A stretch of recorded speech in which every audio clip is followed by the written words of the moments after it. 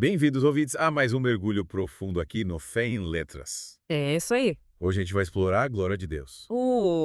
Que tema incrível. E para nos guiar nessa expedição, a gente tem um livro, Que legal, qual? Glória, Quando o Céu Invade a Terra, do Bob Sorger. Esse livro é fantástico, hein? Oh. Cheio de É nuances. verdade. E vocês, ouvintes, mandaram pra gente alguns textos que aumentaram ainda mais a nossa curiosidade. Que bacana. Adoro quando os ouvintes participam. Continue mandando suas sugestões, dúvidas e insights pelos comentários.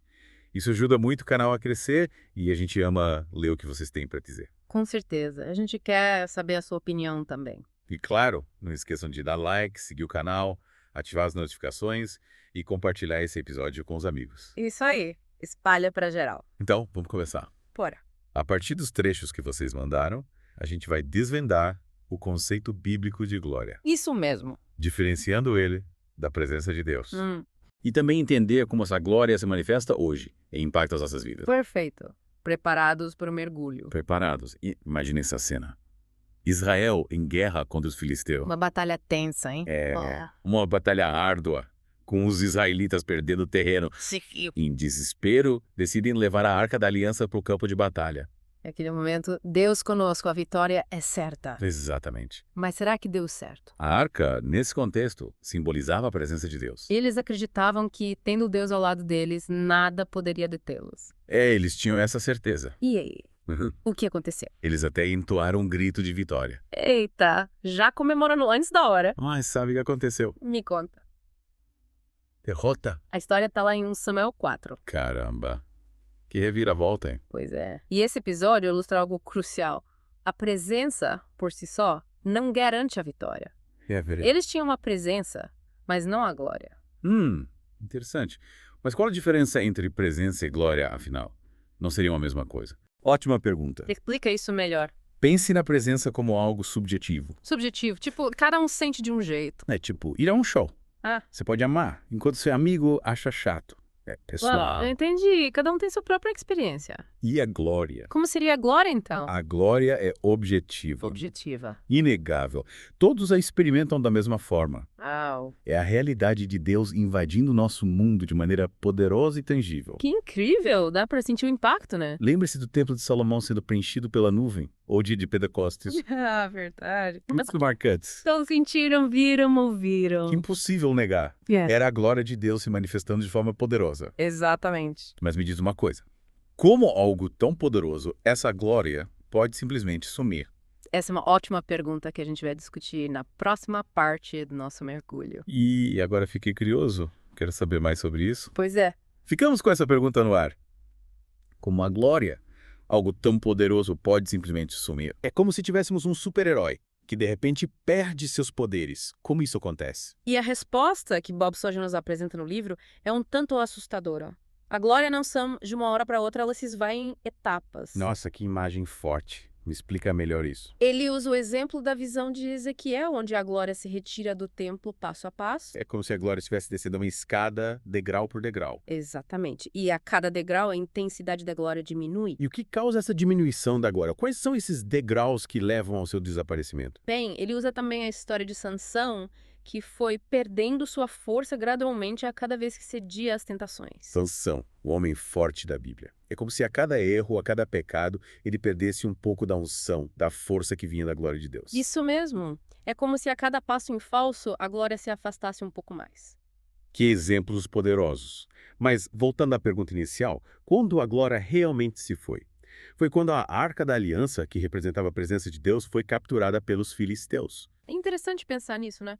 Mas a glória não desaparece num momento específico como um interruptor que é desligado. Entendi. É um processo, uma série de decisões erradas que vão aos poucos afastando agora das nossas vidas. Exatamente.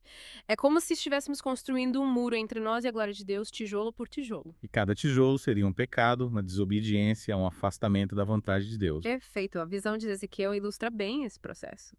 Deus mostrou a ele a glória se retirando do templo em etapas. Primeiro do Santo dos Santos, depois do meio da cidade e, por fim, da montanha. Que visão impactante. Era como se Deus estivesse dando chance para o povo se arrepender e mudar de atitude. Sim. A glória não se foi de repente. Foi um processo gradual que culminou com a partida definitiva por causa da teimosia e da falta de arrependimento do povo. E a história de Sansão também nos mostra isso, né? A cada vez que ele se entregava ao pecado, a glória se afastava um pouco mais dele, até que ele perdeu completamente a força sobrenatural que tinha. É verdade. É como se a glória fosse um rio que flui em nossas vidas, mas a cada pecado construímos barragens que impedem esse fluxo. E com o tempo, o rio vai secando, a glória se esvai. Mas e a igreja? Será que a glória também pode ser apagada, a igreja? Infelizmente, sim. A igreja foi criada para ser um lugar de glória, onde a presença de Deus se manifesta de forma poderosa e transformadora. É verdade. Ah. Mas o que acontece quando a glória se apaga da igreja? Quais são os sinais? O Sérgio descreve o que ele chama de os 5 Ds mortais, que indicam a ausência da glória na igreja. Delícia, desespero, padrão, descaro e negação. Caramba, 5 Ds. Parece bem sério. Me explica cada um deles. O primeiro, delícia, é quando a igreja se acomoda com a ausência da glória, preferindo a previsibilidade e o controle. É como se a igreja tivesse medo daquilo que a glória pode causar. Transformação, mudança, quebrantamento. Exatamente. A glória nos tira da zona de conforto e muitas igrejas preferem a segurança da mesmice. E o segundo D, desespero. O desespero é quando a igreja já desistiu de buscar glória e se contenta com um toque da presença de Deus. É como se a igreja tivesse se acostumado a viver num deserto espiritual, sem oásis, sem a água da vida que a glória traz. Perfeito. E o terceiro D padrão se refere à tendência de seguirmos um roteiro pré-definido em nossos cultos, sem espaço para a espontaneidade do Espírito Santo. É como se a igreja estivesse presa a um script, sem permitir que o Espírito Santo conduza a adoração e o mover de Deus. Exatamente.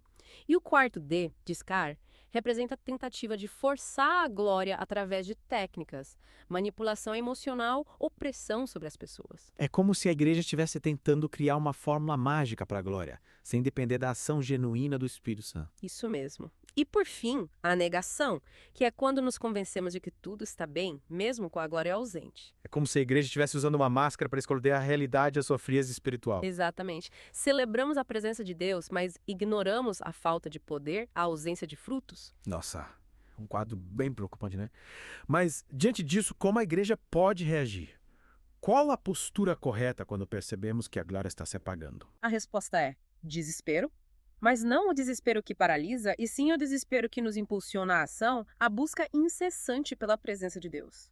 É como um grito de socorro, um clamor por ajuda. Exatamente. É como a atitude de Moisés quando clamou: mostre-me a tua glória. É a fome e sede que Jesus descreveu no Sermão do Monte.